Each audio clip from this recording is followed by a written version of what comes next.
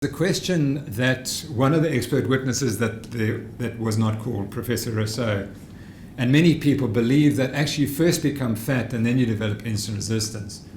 And I'm not going to suggest to you that this is definitive evidence, but I want to show you here that we were studying ketosis in the 1980s. This paper was submitted for publication in July 1979, published in 1980.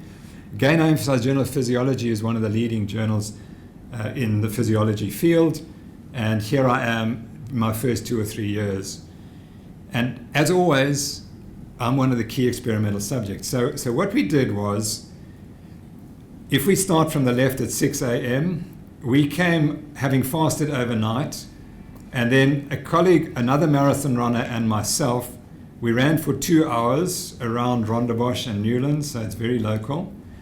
And on two different occasions, one when we had eaten low carbohydrates for 3 days before, and that's the yellow, and one when we'd eaten a high carbohydrate diet, the conventional athletic diet that I was prescribing, or I would have prescribed. And then we had a rest day in blue. And what you see is that when we ran for 2 hours and ate the high carbohydrate diet for the 3 days before, our ketone bodies stayed very low.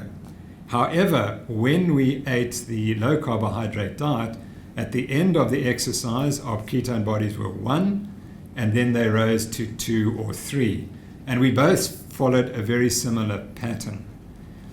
And this is nutritional or exercise-induced ketosis. And I want to make the point that this is a highly regulated system. And that as long as you have some insulin, as I do have, even if you're diabetic, you have insulin, if you're type 2 diabetic, you will regulate your ketone body levels between 0 and 3 or 4. So remember, we'd fasted now since the night before, and we'd run for 2 hours, and then we could only get the ketone bodies up to 3. And you just cannot get values higher than that in a healthy person following any diet whatsoever, because the ketones themselves are hormones which make sure that they regulate their values. Diabetic ketoacidosis is a totally different condition. It occurs in patients with diabetes who have no insulin. They have very, very high glucose levels, and their ketone values go up to 50. But it's not the ketones that are the problem, it's the acidosis that they cause, because the body is trying to sort out this acidosis and prevent it, because you die if your pH drops too low. In other words, if you become too acidic, you die. And that's what will kill you in diabetes, is the acidosis.